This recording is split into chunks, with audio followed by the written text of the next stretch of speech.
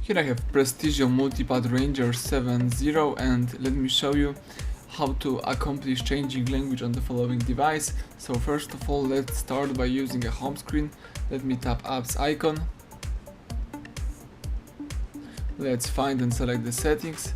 Under personal tab you should find language and input. Let's tap it. Then let's select language from the top of the screen, and here you can use all the languages from the following list. In my case, let me just say that I would like to change my language from English to Spanish, so let's tap on Español, and as you can see, the whole list of settings and also applications goes into Spanish.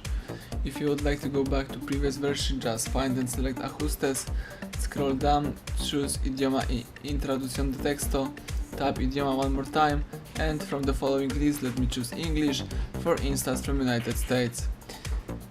And that's it. As you can see, now everything is in English version, so everything went well. Thank you for watching. Please subscribe our channel and leave thumbs up under the video.